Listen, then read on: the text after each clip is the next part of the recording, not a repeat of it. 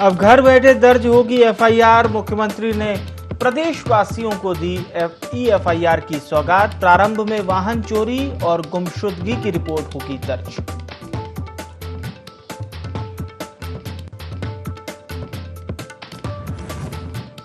मुख्यमंत्री पुष्कर सिंह धामी ने police line में किया प्रशासनिक भवन और क्वार्टर गार्ड बैरक का शिलान्यास। कहा, पैसे की नहीं आने देंगे कमी, गुणवत्ता का रखें पूरा ध्यान।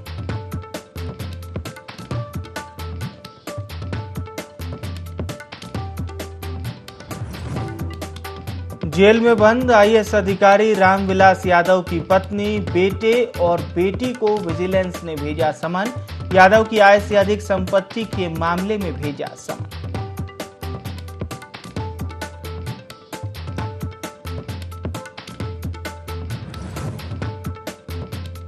और बागेश्वर जिले के कुमारी गांव के पास शंभू नदी भूस्खलन के मलबे से पटी। मलबे के कारण नदी का प्रवाह रुका, बन सकती है बड़ी तबाही का कारण।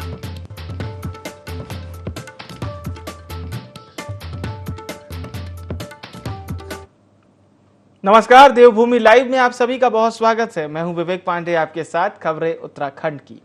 प्रदेशवासियों को जल्द ही एफआईआर की सुविधा मिलने जा रही है। इसमें घर बैठे ही एफआईआर दर्ज कराई जा सकेगी।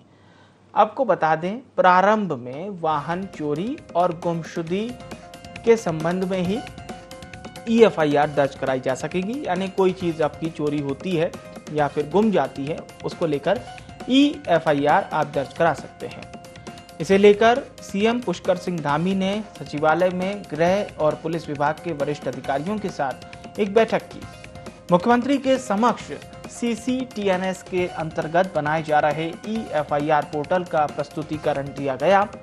मुख्यमंत्री ने कहा कि सरलीकरण, समाधान, निस्तारण और संतुष्टि सरकार का मूल मंत्र है।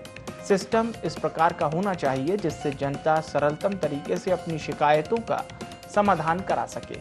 मुख्यमंत्री ने कहा कि एफआईआर से आमजन को बहुत सुविधा होगी। व्यक्ति को एफआईआर दर्ज कराने के लिए परेशान नहीं होना पड़ेगा। एफआईआर में उच्च अधिकारियों द्वारा नियमित रूप से समीक्षा भी की जाए, ये भी उन्होंने कहा।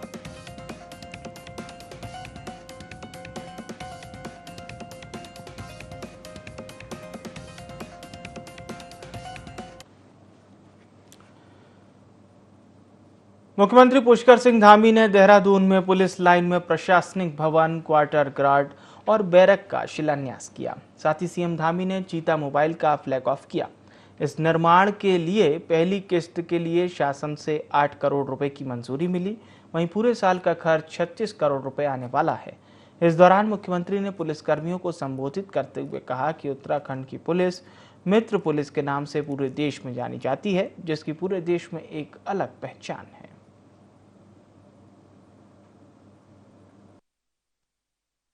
प्रधानमंत्री जी का विजन है स्मार्ट पुलिसिंग, अच्छी पुलिस, और उत्तराखंड की पुलिस उस दिशा में लगातार काम कर रही है।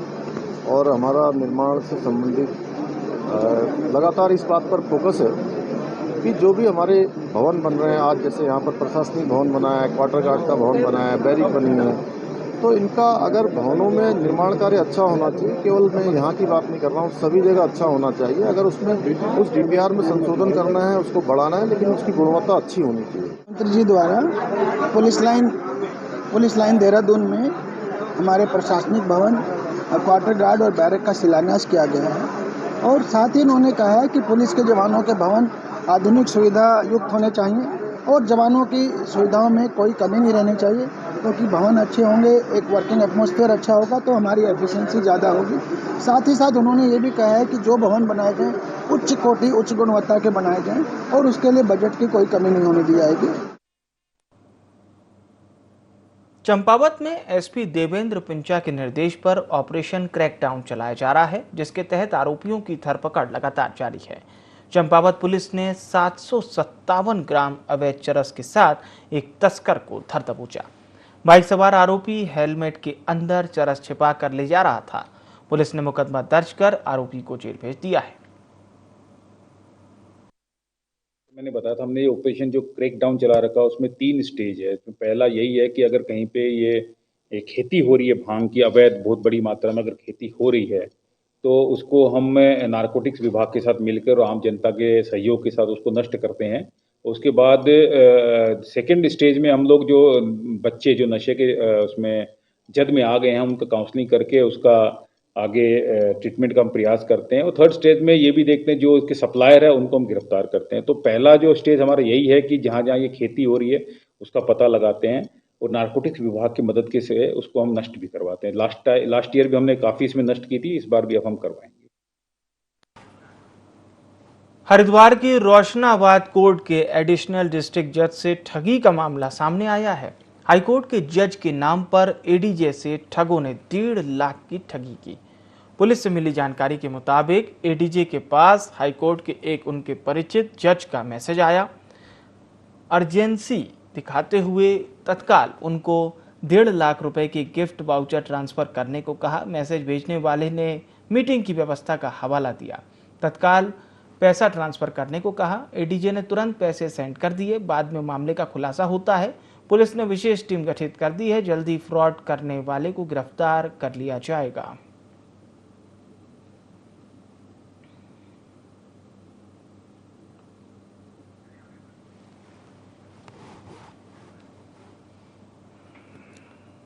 पहाड़ी नगरी चमोली में स्वास्थ्य सेवाओं में बड़ा सुधार हुआ है। जहां एक समय थराली का सामुदायिक स्वास्थ्य केंद्र एक चिकित्सक के भरोसे चल रहा था, आज उसी सामुदायिक स्वास्थ्य केंद्र में 10 से 12 डॉक्टरों की तैनाती की गई है।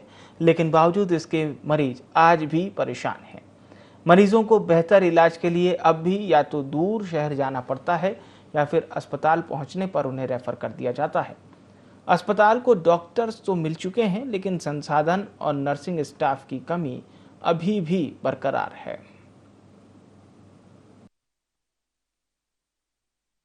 3 विकासखंडों का एकमात्र पीएचसी ये है थराली, लेकिन आज डॉक्टर होने के बावजूद भी मूलभूत जो उपकरण हैं, जो संसाधन हैं, उनकी एक बहुत बड़ी कमी है, जिसके लिए पहाड़ के लोगों को यहाँ पर से 150 और 50 किलोमीटर के दायरे में अन्यत्र जाना पड़ता है। इसके लिए प्रशासन को ध्यान देना चाहिए कि एकमात्र 3 विकासखंडों का इतनी बड़ी जनसंख्या यहाँ पर लोगों के स्वास्थ्य को ध्यान में रख करके ये पीएचसी अगर यहाँ पर बनाया गया है, लेकिन डॉक्टरों की इतने सारे डॉक्टर 16-17 आज यहाँ पर डॉक्टर हैं, इतना मेंटेनेंस है हॉस्पिटल का, इतना बड़ा सामुदायिक स्वास्थ्य केंद्र है, लेकिन नामात्र ये एक रेफर सेंटर बना हुआ है। स्वास्थ्य केंद्र थराली में वर्तमान में पता चला है कि 15 डॉक्टरों की एक पैनल है, एक टीम है, लेकिन यहाँ पर की जो स्थिति है वर्तमान में, यहाँ पर एक्सरे मशीन नहीं है, अल्ट्रासाउंड मशीन नहीं है और बहुत सुदूर इलाके के ये पिंडर वैली का अकेला सबसे बड़ा सामुदायिक स्वास्थ्य केंद्र है। लेकिन यहाँ पर जो मरीज़ हैं उनको बहुत दिक्कतों का सामना, विशेषकर एक्सरे मशीन ना होने के कारण और अल्ट्रासाउंड मशीन ना होने के कारण बहुत दिक्कतें यहाँ पर उनको झेलनी पड़ती हैं। बहुत बड़ी समस्या हमारे क्षेत्र की रही है और मेरी चिंता भी है। जिस प्रकार से हमारे यहाँ के लोग एक अल्ट्रासाउंड के लिए और एक एक्सरे मशीन के लिए सुदूरवर्ती, कोई श्रीनगर जा रहे हैं, कुछ लोग गरुड़ जा रहे हैं, कुछ बागेश्वर जा रहे हैं, तो ये चिंता है। मैंने इस बात को आगे भी रखा है और बहुत शीघ्र ही मैं इस काम को पे लगा हूं और मैंने माननीय मुख्यमंत्री जी के संज्ञान में भी ये बात डाली है, माननीय स्वास्थ्य मंत्री जी के भी संज्ञान में डाल के। कुछ महीने से एक्सरे मशीन ख़राब चल रही है। टेक्नीशियन भी आए हुए हैं, हमने उच्च अधिकारियों को संज्ञान में दे दिया है। जल्दी एक्सरे मशीन आ जाएगी यहाँ पे। असुविधाएँ तो हो रही है। बात यह है कि एक्चुअली यहाँ पे 2 बार रिपेयर हो चुकी है मशीन, पर वोल्टेज फ्लक्चुएट होने की वजह से मशीन 2 बार वोल्टेज कंट्रोल में नहीं था उसमें। जल्द 2-3 महीने के अंदर उन्होंने बताया कि बिल पास हो चुका है तो आ जाएगा। लालकुआं में भाजयुमों ने नगर पंचायत प्रशासन के खिलाफ मोर्चा खोल दिया है। भाजयुमो कार्यकर्ताओं ने नगर पंचायत में भ्रष्टाचार का आरोप लगाते हुए प्रदर्शन किया है। कार्यकर्ताओं ने नगर पंचायत चेयरमैन पर अपने पद का दुरुपयोग कर निविदाओं में बंदरबाट करने का आरोप भी लगाया।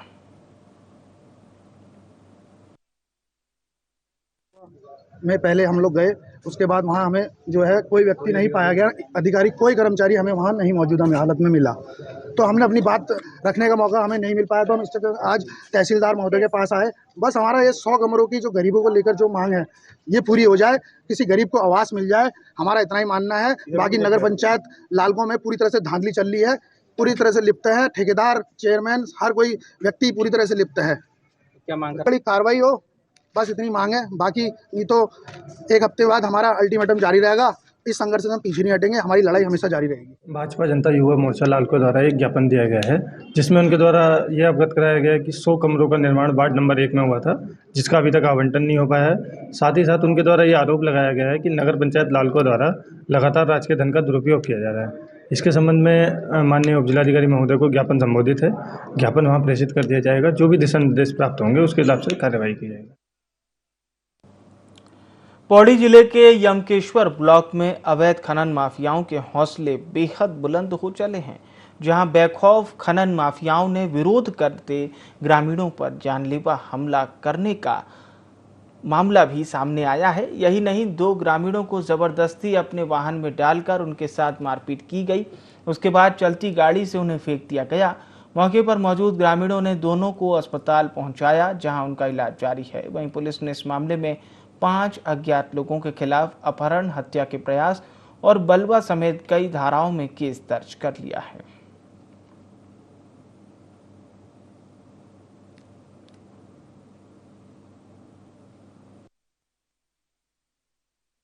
एक दिन पहले से ये माल उठाना शुरू करा था इन्होंने, 12 बजे के बाद उठाया और हमें लोगों ने बताया कि प्रधान जी यार वहाँ से माल उठ रहा है, तो हमने बोला ठीक है भाई पता कर लेते हैं। जब हम दूसरे दिन वहाँ पे पहुँचे तो 12 बज रहे थे। 2 जेसीबी और 5-6 डंपर थे। इन्होंने एक गाड़ी ऊपर से आई, टाटा सफारी थी, उसमें 3-4 लड़के थे, उन्होंने हमको पकड़ा, मारा। पहले दिन हमें पता नहीं चला, दूसरे दिन हम कल की रात हम वहाँ पे गए 5-6 लोग, तो उन्होंने हमारे साथ धक्का मुक्की करी, 2-3 लोगों को गिराया और 2 लोगों को गाड़ी में डाला, अपने साथ ले गए, मारपीट की और घर से उठा के ले गए एडीपीएल, वहाँ जाके फेंक दिया। वही थे खनन माफिया। कुछ लोग नदी में अवैध खनन करते, जिसका इन्होंने विरोध किया।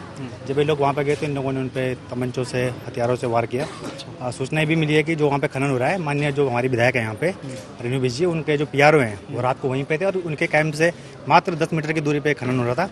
और 1 महीने से हमारे क्षेत्र के लोग इस पर आवाज़ उठा रहे हैं कि यहाँ पे अवैध खनन लंबे समय से चल रहा है, लेकिन माननीय विधायक जी इस पर कुछ आवाज़ नहीं उठा रही है।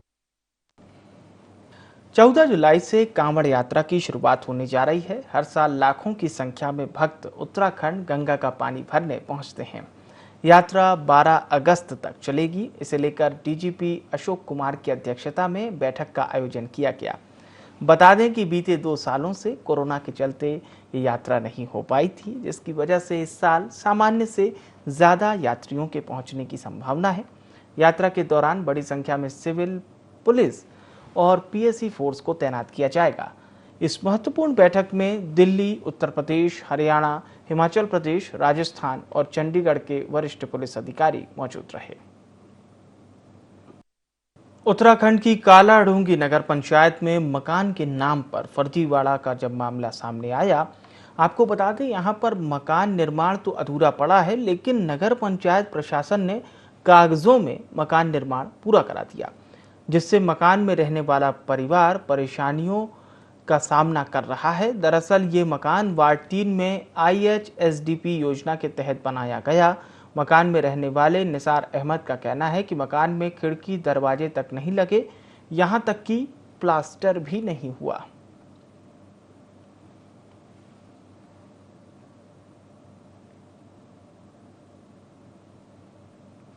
मकान कहाँ बन गया साहब, या दूसरा काम रह गया। मुझसे नगर पंचायत में गया, मुझसे ये कह दिया कि तुम्हारा काम पूरा हो गया, हमारी वहाँ कोई सुनाई होती नहीं। वार्ड नंबर 3 में रहते हैं हम। कई बार नगर पंचायत में गए, वहाँ पर हमारे काम को फाइनल दिखा दिया गया है और जितनी बार भी गए हमसे यही कहा गया कि वहाँ पर आपका मकान तो फाइनल हो चुका है। इससे बढ़िया तो हमारा जो पहले कच्चा घर था उससे बेहतर था वो। रुड़की में भाजपा विधायक प्रदीप बत्रा ने सिविल अस्पताल पहुंचकर रेप पीड़िता का हालचाल जाना, जहां उन्होंने सरकार की ओर से पीड़ित परिवार को 50,000 रुपए देने की घोषणा की। विधायक प्रदीप बत्रा ने बताया कि पुलिस ने आरोपियों की तलाश शुरू कर दी है, जल्द ही आरोपी सलाखों के पीछे होंगे। बता दें 3 दिन पहले कलियर रुड़की नहर पटरी मार्ग पर 6 साल की बच्ची और उसकी मां के साथ सामूहिक दुष्कर्म की वारदात हुई थी। कार सवार युवकों ने इस वारदात को अंजाम दिया था।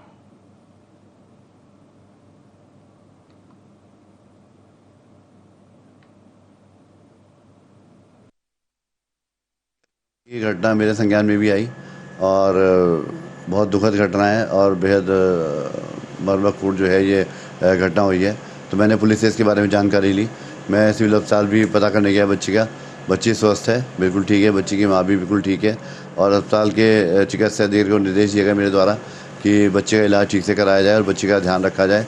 और माननीय मुख्यमंत्री द्वारा फ़ोन पे बात हुई मेरे से, उन्होंने भी बच्ची को सांत्वना दी और बच्ची की परवरिश के लिए माननीय मुख्यमंत्री जी ने 50,000 रुपये की घोषणा करी है ताकि बच्ची की परवरिश जो है वो ठीक प्रकार से।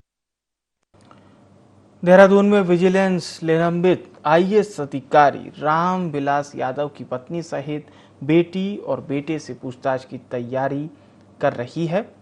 आपको बता दें, इसके लिए विजिलेंस ने मां बेटी को समन भी जारी कर दिया है। बता दें कि आय से अधिक संपत्ति के मामले में रामविलास यादव जेल में बंद हैं। विजिलेंस को इस मामले की जांच में कई अहम दस्तावेज हाथ लगे थे।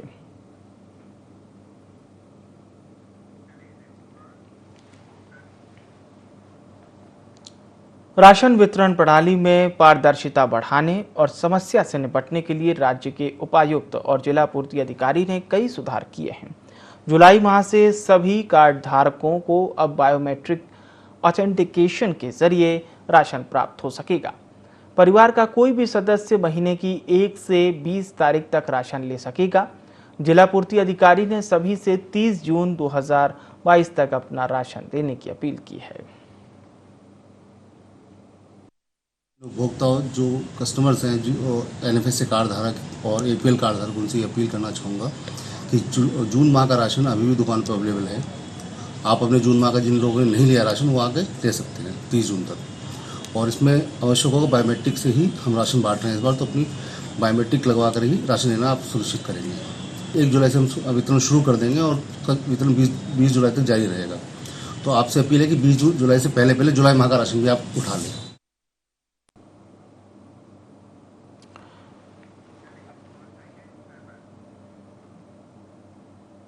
चमोली में शंभू नदी किसी भी समय बड़ी तबाही का रूप ले सकती है। बागेश्वर जिले के आखिरी गांव कुंवारी से करीब 2 किलोमीटर आगे भूस्खलन के मलबे से शंभू नदी पूरी तरह से पट गई है। झील का आकार लगातार बढ़ता चला जा रहा है। नदियों को जोड़ने की योजना के लिए किए गए सर्वे के बाद ये मामला सामने आया है, जिसके बाद प्रशासन ने इस ओर कोई सुध ली। ड्रोन से तस्वीरें खींची गई और अब उचित कार्रवाई करने की बात की गई है।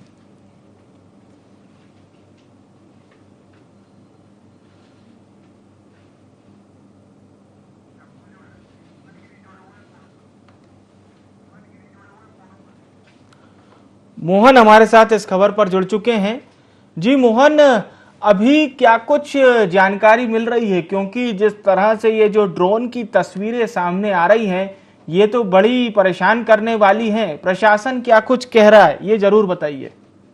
जी देखिए, आपको बताना चाहूंगा कि बागेश्वर जिले के कुंवारी जो अंतिम गांव है उससे करीब 2 किलोमीटर आगे ये झील बनी हुई है। शंभू ग्लेशियर से निकलने वाली जो नदी है शंभू नदी, उसमें ये झील बनी हुई है। और जो यूसर की नदियों को जोड़ने वाली जो परियोजना है उसके वहां पहुंचने के बाद इस बात का खुलासा हुआ कि यहाँ इस तरीके से झील बन रही है। और झील की जो लंबाई है वो लगभग 500 मीटर लंबी बताई जा रही है और 50 मीटर चौड़ी झील की जो स्थिति है वो बताई जा रही है। और उसके बाद प्रशासन, बागेश्वर जिला प्रशासन हरकत में आया और टीमें वहां पे भेजी गई हैं, ड्रोन से तस्वीरें ली गई है।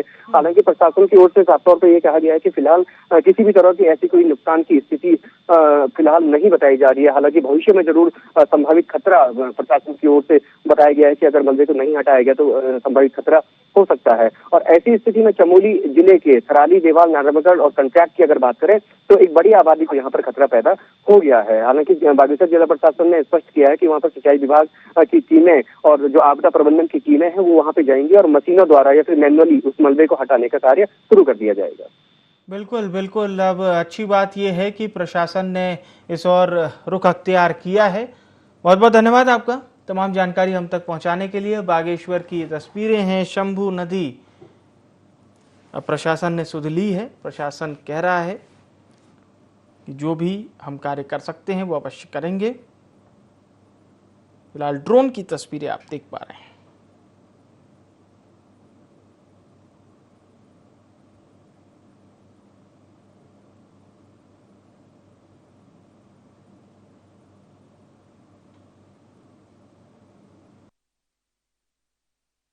से प्राप्त निर्देशों के क्रम में जो है एसडीएम सर की जो टीम है, राजस्व की टीम है और टेक्निकल जितनी टीम्स थी उनके द्वारा जो है कल ग्राम कुंवारी के नीचे जो शंभू नदी है जहाँ पे बताया जा रहा है कि एक लेक का निर्माण हुआ है, वहाँ पे इसका सर्वे किया गया और ड्रोन भी ले गए थे, सभी ड्रोन के माध्यम से भी सर्वे किया गया। तो टीम के माध्यम से हमें जो रिपोर्ट प्राप्त हुई है उसमें फिलहाल तो किसी प्रकार का खतरा अभी नहीं बताया गया, बट भविष्य के लिए अगर इस प्रकार की अगर कोई खतरा उत्पन्न होता है तो उसके लिए जो सेफ्टी मेजरमेंट है उसके लिए जो है उनके द्वारा रिपोर्ट दी गई है कि उसमें मैनुअली उस कार्य को मलबा वहाँ पे जो इकट्ठा हुआ है उसको हटवाया जाए और इसके लिए जो है डीएम सर के निर्देशानुसार सिंचाई विभाग को भी आंगन बनाए जाने के निर्देश दिए गए हैं। कि शंभू नदी में ये सूचना प्राप्त हुई थी कि वहाँ से भूस्खलन होने से वहाँ पे झील का निर्माण हो रहा है करके, तो इस संदर्भ में हम हमारी जो पूरी टीम आपदा की पूरी टीम जिसमें हमारे तहसीलदार और पीएमजीएसवाई और सिंचाई विभाग, वन विभाग और भूवैज्ञानिक सब लोग मौके पे कल वहाँ पे जांच की है और उनकी जांच रिपोर्ट हमें प्राप्त हो चुकी है। उन्होंने ये कहा है, अपनी रिपोर्ट के आधार पर ये बताया है कि वहाँ पे 4-5 सालों से ही धीरे धीरे वो शंभू नदी में भूस्खलन धीरे धीरे भूस्खलन हो रहा था, उसका मलबा नदी में आने से थोड़ा सा झील का निर्माण हुआ है। डीजी हेल्थ उत्तराखंड अपने 1 दिवसीय दौरे पर पिथौरागढ़ पहुंची, जहां उन्होंने जिला अस्पताल, महिला अस्पताल के साथ बेस अस्पताल का निरीक्षण किया और मरीजों से अस्पताल में मिल रही सुविधाओं पर बात की। साथ ही उन्होंने डॉक्टर, नर्सिंग स्टाफ से उनकी समस्याओं पर बात करने के साथ अस्पताल में उपलब्ध सुविधाओं की जानकारियां भी ली। Doctor Shailaja Bhatt DG health ने बताया कि उन्होंने ओपीडी तय की है, कुछ चीजें यहां नई की जा रही हैं जिससे लोगों को सुविधाएं मिलेंगी। देखा है और मैंने इनका रजिस्ट्रेशन काउंटर देखा है, कुछ चीज़ें इन्होंने नई करी हैं, करने जा रहे हैं, वो बहुत अच्छा प्रयास है। रजिस्ट्रेशन काउंटर बाहर बना रहे हैं, आयुष्मान कार्ड भी बाहर बन जाएंगे और पैसा भी बाहर ही जमा हो जाएगा, तो अंदर की भीड़ बाहर शिफ्ट हो जाएगी। काम ठीक चल रहा है। एक्सरे मशीन का मैंने निरीक्षण किया है, सीटी मशीन आने वाली है NMH से, उसका कार्य। लोहाघाट ब्लॉक में बिसुंग क्षेत्र के प्रसिद्ध ढेरनाथ बाबा मंदिर में 7 दिवसीय संगीतमय शिव महापुराण का शुभारंभ हो गया है। शुभारंभ के मौके पर बिसुंग क्षेत्र की महिलाओं ने भव्य कलश यात्रा निकाली। 10 किलोमीटर लंबी पैदल कलश यात्रा ढेरनाथ बाबा मंदिर से लेकर मां कढ़ाई देवी मंदिर तक पहुंची, जिसमें सैकड़ों महिला पुरुष शामिल हुए। पथरीले रास्तों पर भोलेनाथ के जयकारों के साथ यात्रा संपन्न हुई।